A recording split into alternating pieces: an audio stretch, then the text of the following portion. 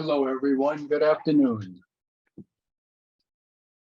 Our gospel this afternoon draws our attention to two stories present in the text.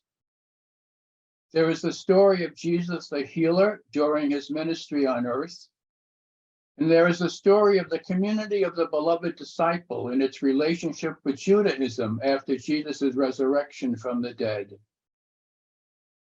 In each of these stories, there are two dynamics at work, a dynamic of whole-making and a dynamic of resistance. First, the story of Jesus the healer. Jesus heals the man born blind. He makes use of mud, which is meant to remind us of creation, and acts on the Sabbath. God, source of all, and Jesus work, even on the Sabbath, to bring creation to fulfillment. Jesus does this healing act gratuitously, freely. This is how God creates the universe every moment of its existence.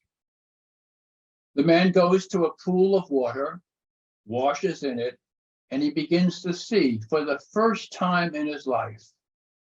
The washing proves to be a bath that illumines him, enlightens him. We are told that the pool's name is Siloam. More about that a bit later. The man's blindness from birth put him out of the community. He was excommunicated. And his blindness led people to ask about the cause of his blindness. Did he sin while in his mother's womb, or did his parents do the sinning? Sin and sickness, sin and disability were deeply intertwined in people's thinking in Jesus' day. Jesus will have none of this kind of theology. Jesus does a new creation for the man, which allows him for the first time ever to enter into communion with his people. The blind man's faith grows in the course of the story. He goes from calling Jesus that man to calling him a prophet. He goes beyond calling Jesus prophet, but that belongs to the second story. At one point, the healed man says, "It is unheard of that anyone ever opened the eyes of a person born blind." This is true as far as the biblical record goes. We can't find a story like this in the Old Testament. But the statement is suggesting that something larger and deeper is being signed forth in this incident. The man born blind grows in faith in Jesus, thereby becoming more whole. The Pharisees distance themselves from Jesus more and more, thereby becoming more broken. He grows as one gifted with sight, they grow increasingly blind. What is the Pharisees' blindness, which has nothing to do with lack of physical vision? It is the blindness that allows people to expel persons with disabilities or to ignore them and to violate their rights. It is a blindness that gets some religious people to turn religion into an obstacle to genuine human flourishing, for example, by misunderstanding the purpose of the Sabbath. It is the blindness of people who think they know it all and so don't have a clue about what they don't know and need to learn. In our story, the blind man and his parents say several times, "I don't know, we don't know." And the Pharisees keep saying, "We know." Jesus' act of creating sight in the man born blind is an act of gracious inclusion or whole-making, opposed to the blindness that wants to fracture the human family by all manner of unjust exclusions. I said that there is a second story in this afternoon's gospel. It is a story of the community of the beloved disciple from which our fourth gospel emerges. The story of Jesus the healer during his earthly ministry is nested in this other story. Recall that the blind man referred to Jesus as that man and then later as a prophet. Further on in the narrative, he tells Jesus that he believes that he is the Son of Man. This enigmatic title has several meanings in the New Testament. In John's gospel, in the community which produced that gospel, the title means that Jesus' human being is the full revelation of God the Father's, God's source of all's, being, truth, and love. The community's recognition of Jesus' divinity revealed through his humanity. Notice that the healed man ends up calling Jesus Lord and worshiping him, leads to the expulsion of the community from Judaism. This community believes that there is a bath in which a person comes into the light of faith, and that bath involves being immersed in Jesus Christ. For the author of the fourth gospel, the translation of Siloam, the name of the pool in which the man bathes, is the sent one, even though that is not the accurate translation. For the fourth gospel, Jesus is the sent one par excellence. Believers are bathed in Jesus Christ, the sent one. The cohort of the Pharisees is one of the principal elements of Judaism that survives after the destruction of the temple, and they oppose the Jesus movement within Judaism. Thus, the Pharisees and the Jews, that is, the leaders of Judaism after the destruction of the temple, cast out Jesus' disciples, represented by this blind man who, in the story, has become a follower of Jesus. The Pharisees are content with God's gift represented by Moses and Torah. They refuse to acknowledge that a greater gift than Moses and Torah are present in Jesus and in the Jesus movement. This new gift is in deep continuity with Moses and Torah, but transcends them while including the best of what they have offered God's people. There is a central factor in these stories that only God knows. Whether their rejection of Jesus and the Jesus movement is a mistake on their part or a knowing and deliberate rejection of God's gift. This, my friends, is very important. We have limited understanding of other people's interiority and of our own as well. Our first reading reminds us that only God knows the human heart. In the past, we Christians have been atrocious persecutors of Jews because we believe that as a people, they deliberately and knowingly rejected Jesus the Messiah. But only God knows the inmost intentions of human hearts. By persecuting Jews, we Christians crucified people for whom Jesus gave all of himself on the cross. We gave the Jews a principal reason why they can't possibly believe that Jesus is their long-awaited Messiah. Just about everyone who participated in the crimes of the Holocaust, whether it was the Holocaust of concentration camps and gas chambers or the Holocaust of bullets and mass graves, was baptized into Jesus Christ. This gospel is for me a quintessential Lenten gospel.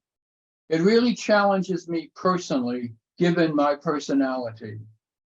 Seeing and not seeing, knowing and not knowing, acknowledging and not acknowledging.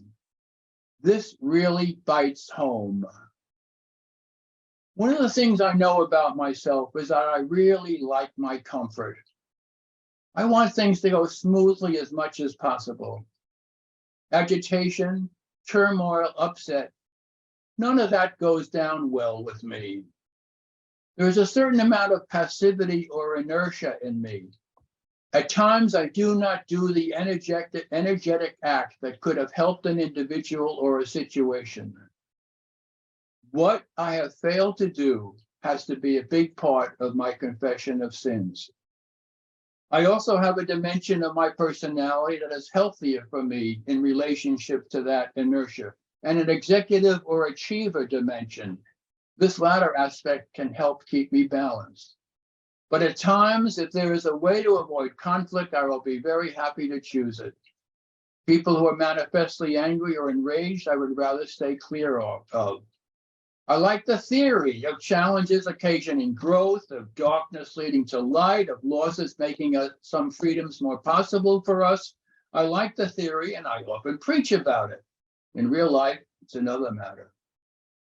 A couple of years ago, I did an extensive examination of consciousness, an examination of my life as a white Christian male living in the United States from the 1930s until now. I focused on my whiteness and the blindness, the not bothering to see, the not bothering to notice. That was and is a huge dimension of that whiteness. For a very long time, I was oblivious of the fact that privileges and blessings I take for granted, everything from the peaceful neighborhood I lived in Brooklyn to the white t-shirt I'm wearing right now, exists due to the huge price paid by others who are not white. Friends, the whole texture of my life is woven of strands that are not neutral, but penetrated with the blood, sweat, and tears of others. When my eyes began to open a bit, when I begin to glimpse how the systems in which I indwell are constructed to benefit me at the cost of others, what am I to do? One thing I must not do is to go to my Black sisters and brothers and ask them to educate me. If I did that, once again, I would be making them the servants of my flourishing. If not slaves, then certainly servants of my growth. We whites seem to come up on top no matter what efforts we make to change. One of the most important choices I can make is to ask God, whom I do experience as loving me unconditionally, to reveal to me more and more the ways I am complicit with and profit from racist social structures. If I allow God to reveal this to me, and I wait with some patience for God's response after begging for this grace, it can happen that God will show me these terrible dimensions of my life, but will do so with love, tough love, but love. When God does the revealing of my sinfulness, I don't get stuck in dead-end guilt or self-pity and can remain open to God's next steps with me. And God can lead me from revelation and acknowledgement to real humility and contrition. And those gifts can lead me to a genuine love for those who suffer that I might prosper. Those who suffer that I might prosper. When I use the term love here, I mean it the way Thomas Aquinas understood it, to will the good of another. No mention of feelings here. My heart goes deeper than feelings, and God is the one who can change my deep heart. Representatives of Jesuit institutions in the Washington region have developed over recent years a 5-week retreat based on the early moments of St. Ignatius's spiritual exercise, the so-called preparation days and the first week. I made it early on with others who also developed this retreat. Thus far, about 120 folks have made the retreat. They come from Georgetown Prep, Gonzaga High School, Holy Trinity Parish, and Georgetown University. In addition, a number of the retreatants are Catholics and Protestants from other parishes in the area. One cohort consisted of people who identified as persons of color. They engaged in the retreat to allow God to reveal to them their complicity with racism. A retreat like this, compared to the staggering enormity of structural racism in our country, is so very small in stature. It is no bigger than a mustard seed.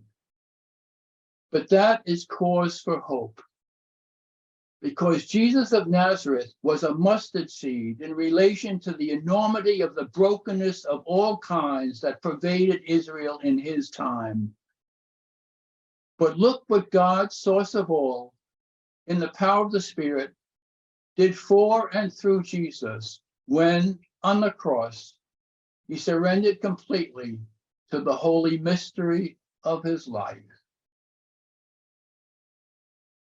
Amen.